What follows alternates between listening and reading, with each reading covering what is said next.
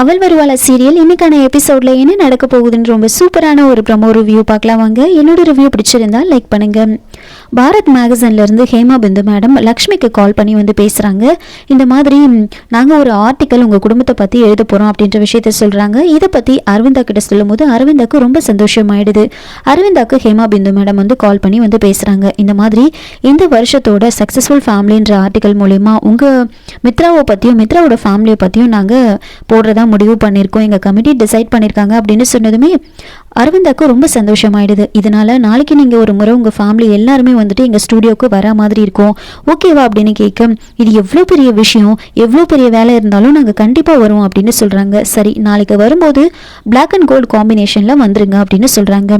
சரின்னு இந்த விஷயத்தை பற்றி அரவிந்தா எல்லாருக்கிட்டே சொல்கிறாங்க. நாளைக்கு எல்லாரும் நாம் அந்த இடத்துக்கு போகணும், இது எவ்வளோ பெரிய விஷயம் தெரியுமா, எவ்வளோ குடும்பம் காத்துக்கிட்டு இருக்குன்னு தெரியுமா, அந்த மேகசினில் வர்றதுக்கு இந்த வருஷத்தை நமக்கு கொடுத்து வச்சிருக்கு அப்படின்னு சொல்லி ரொம்ப சந்தோஷமாக சொல்கிறாங்க. நம்ம குடும்பத்தில் இருக்கிறவங்க எல்லாருமே வரணும்னு சொல்லும்போது அப்போ தேவயானி நம்ம குடும்பத்தில் இருக்கிறவங்கன்னா நம்ம குடும்பத்தில் இருக்கிறவங்க மட்டும்தானே அப்படின்னு சொல்ல, நீ என்ன சொல்கிற தேவயானி அப்படின்னு கேட்க, இல்லை கொஞ்ச நாள் இந்த வீட்டை விட்டு போக போகிறவங்க இந்த வீட்டில் இருக்காங்க, டிவோர்ஸ்க்காக வெயிட் பண்ணிட்டு இருக்காங்க, அவங்கெல்லாம் வரணுமா என்ன, அவங்களாம் நம்ம வீட்டோட ஆள் கிடையாதுல அப்படின்னு சொல்ல, உடனே ஜெயதேவ் வந்துட்டு அவ இன்னும் இந்த வீட்டோட மருமக தான், மித்ராவோட மனைவி தான் அப்படின்னு சொல்கிறாங்க. நீங்கள் என்ன சொல்ல வரீங்க மாமா, இன்னும் 2-3 நாளில் அவள் இந்த வீட்டை விட்டு வெளியில் போக போகிறா, அவளுக்கு எதுக்கு நம்ம முக்கியத்துவம் கொடுக்கணும், அவள் எதுக்காக இந்த ஃபங்க்ஷனுக்கு வரணும் அப்படின்னு வந்து சொல்லி கேட்குறாங்க. உடனே லக்ஷ்மி எல்லாத்தையும் புரிஞ்சுக்கிட்டு, இங்கே பாருங்க, நான் அங்கே வருவேன், நீங்கள் ஒன்றும் கவலைப்பட தேவையில்லை, நான் வரமாட்டேன் அப்படின்னு லக்ஷ்மி சொல்லிட்டு போயிடுறாங்க. இன்னொரு பக்கம் மனிஷாவுக்கு ரொம்ப சந்தோஷமாயிடுது.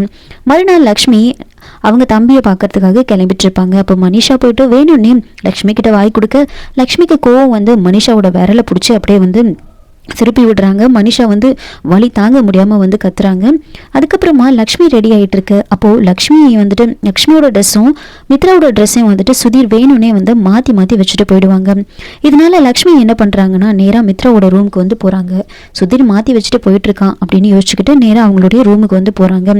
அங்கே போயிட்டு அங்கே ட்ரெஸ் எல்லாம் அப்படியே பெட் மேலே நிறைய போட்டு வச்சுருக்கோம். இதை பார்த்ததுமே லக்ஷ்மி யோசிச்சுக்கிட்டே அந்த ட்ரெஸ் எல்லாம் மடித்து வச்சுட்ருக்காங்க.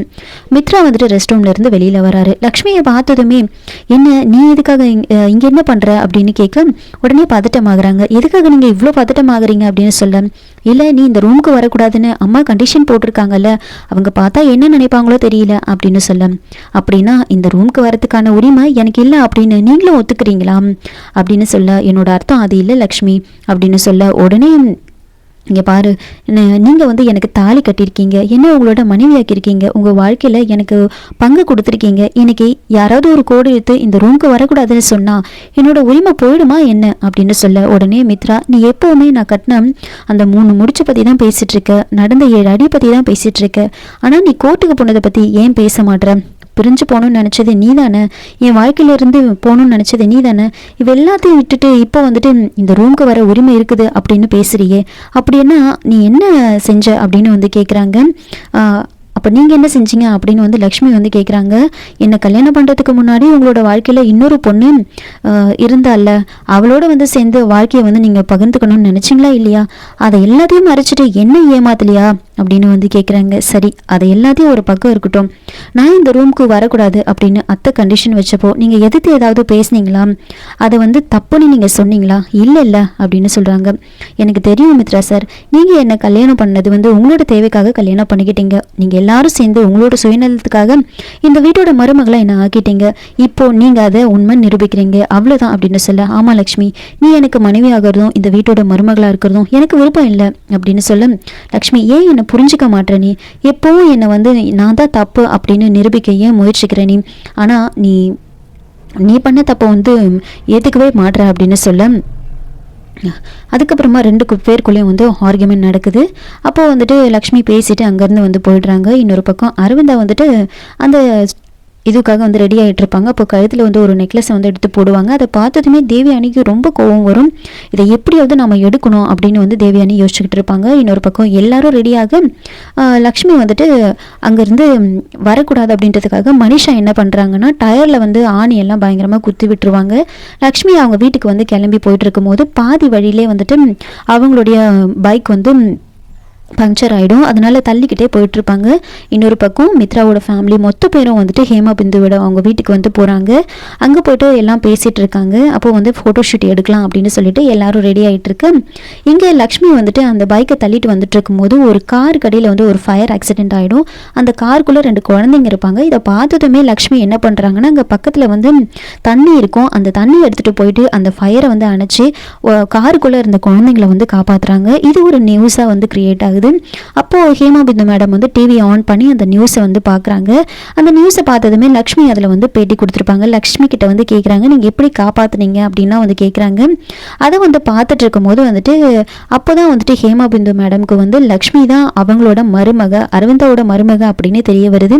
உடனே ஷாக் ஆகி வந்துட்டு அவங்க அரவிந்தா கிட்ட வந்து கேட்குறாங்க, ஆமாம் அவங்க வந்து உங்களோட மருமகளா அப்படின்னு கேட்க அரவிந்தாவும் வந்துட்டு ஆமான்னு ஒத்துக்கிறாங்க. வேற வழி இல்லாமல் சரி அவங்களே உங்க கூட வரல அப்படின்னு வந்து கேட்க உடனே ஜெயதேவ் வந்துட்டு அவளுக்கு ஒரு முக்கியமான வேலை இருந்துச்சு, அதை முடிச்சுட்டு கண்டிப்பாக வந்துடுவாங்க அப்படின்னு சொல்லி சமாளிக்கிறாங்க.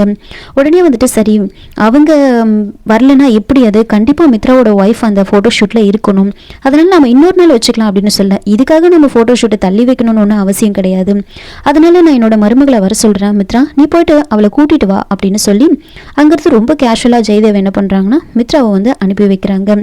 அதுக்கப்புறமா வந்துட்டு மித்ராவை கூட்டிகிட்டு வரதுக்காக லக்ஷ்மியை கூட்டிகிட்டு வரதுக்காக அரவிந்தா வந்து போகிறாங்க. ஒரு பக்கம் மித்ரா கால் பண்ணதுனால லக்ஷ்மி ஒரு இடத்துல வெயிட் பண்ணிக்கிட்டு எதுக்காக அங்கே ஃபோட்டோ ஷூட் நடக்கிற சமயத்தில் நமக்கு கால் பண்ணி நம்மளை இங்கே வந்து வெயிட் பண்ண சொல்லியிருக்காங்க, என்னவா இருக்கும், நாம் எதுக்காக போகணும் அப்படின்னு வந்து யோசிச்சுக்கிட்டு நின்றுட்டு இருக்காங்க. மித்ரா வராரு, வந்து லக்ஷ்மி கிட்ட வந்து சொல்கிறாரு, லக்ஷ்மி நீ வந்துட்டு கண்டிப்பாக வரணும் அப்படின்னு வந்து சொல்கிறாங்க. உடனே அதை கேட்ட லக்ஷ்மி என்னாலெல்லாம் வர முடியாது அப்படின்னு சொல்கிறாங்க. இங்கே பாரு, என்னோட மனைவியாக நீ அந்த ஃபோட்டோவில் கண்டிப்பாக இருக்கணும் அப்படின்னு அவங்க சொல்லியிருக்காங்க, அவங்க கண்டிஷன் போட்டிருக்காங்க, அதனால் தயவு செஞ்சு வா அப்படின்னு சொல்ல, ஓஹோ அவங்கெல்லாம் சொன்னதுக்கப்புறம் தான் நான் முக்கியம் அப்படின்னு உங்களுக்கு தோணுதா, அது வரைக்கும் உங்களுக்கு தோணலைல்ல, என்னை விட்டுட்டு தானே போனீங்க அப்படின்னு வந்து சொல்கிறாங்க.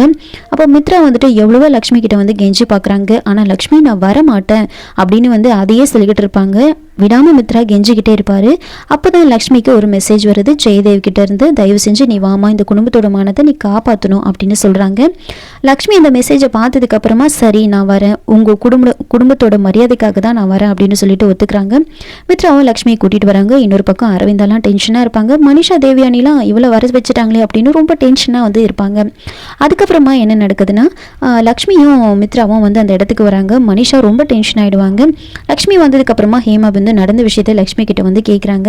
பேசினதுக்கப்புறமா உங்களுக்காக ஒரு ட்ரெஸ் கோடு வந்து நாங்கள் அரேஞ்ச் பண்ணியிருக்கோம், அதுக்கேற்ற மாதிரி ஒரு ட்ரெஸ்ஸை நாங்கள் அரேஞ்ச் பண்ணி வச்சுருக்கோம், நீங்கள் போயிட்டு ரெடி ஆகிட்டு வாங்க அப்படின்னு சொல்லி லக்ஷ்மியை உள்ளே கூட்டிகிட்டு போகிறாங்க. அதே மாதிரி பிளாக் அண்ட் ஒயிட் காம்பினேஷனில் லக்ஷ்மியை வந்து ட்ரெஸ் பண்ணி வெளியில் கூட்டிகிட்டு வராங்க. மித்ரா ஒரு பக்கம் ஸ்டன் ஆகி அப்படியே லக்ஷ்மியை பார்த்துக்கிட்டு இருக்காங்க.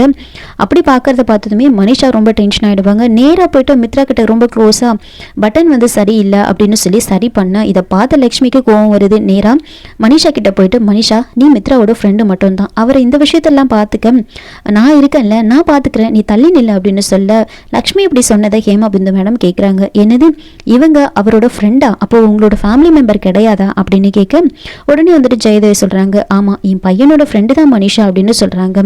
சாரி சார், இந்த ஃபோட்டோ ஷூட்டில் ஃபேமிலி மெம்பர்ஸ் மட்டும்தான் இருக்கணும், ஃப்ரெண்ட்ஸ் எல்லாம் இருக்கக்கூடாது அப்படின்னு ஹேமா பிந்து வந்து சொல்கிறாங்க.